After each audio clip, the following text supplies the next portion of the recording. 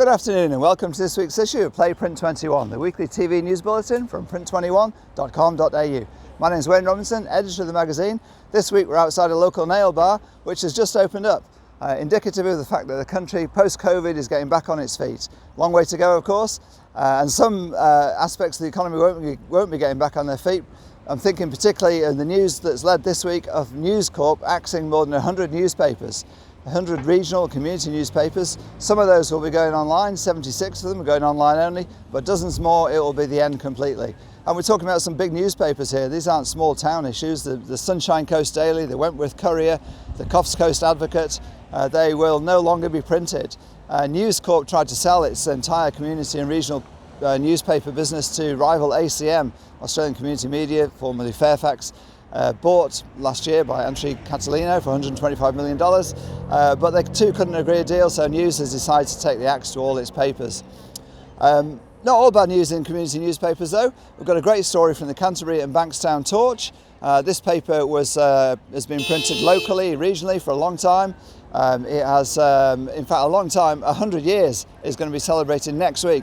It took a 7-week hiatus, a break, while one of the staff members there contracted COVID, so the whole place had to close down. But it's back, and just in time. The newspaper owner is the English family. John English tells me that the paper was started by his grandfather, Leslie Alexander English, 100 years ago, June the 12th, 1920. So a great achievement. Philip English, Leslie's son, John's father, carried on with the business, worked there for 51 years.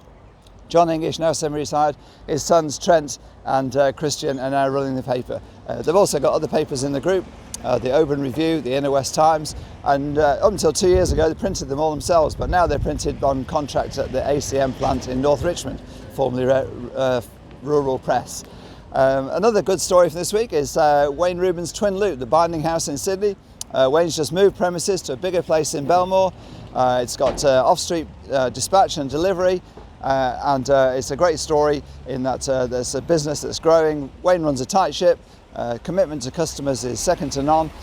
He's got great equipment in there, and the business is continuing to grow at a time when others, Open Flat, Sydney Binding, Perfectly Bound, have fallen by the wayside. So congratulations to Wayne. Hope the move goes well for you there.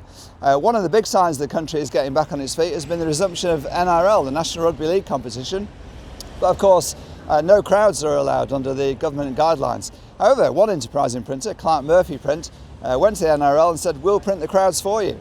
And so that's resulted in Clark Murphy Print producing on coreflute pictures of fans in their favourite jumper. The fans upload the photo, the jumper's attached, life size, stuck to the stands.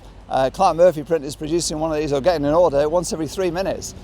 Fantastic initiative from Ben Murphy and John McGrath, the rest of them there at Clark Murphy. Congratulations. You won't see a better example of a print company taking initiative, creating a market that doesn't exist, and then reaping the rewards from it. Finally, one other innovative piece of work from Australia this week is the world's first virtual print trade show. The Print Sign Display Graphics Trade Show, produced by Suppliers Association Visual Connections, has gone live. First day saw 1,600 people log on. It's a great initiative.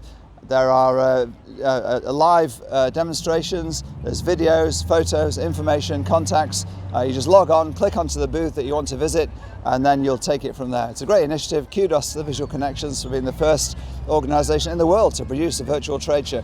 It's come about because all trade shows, conferences, events in the print industry, well, and in every industry, I guess, have been pushed back from this year to next year.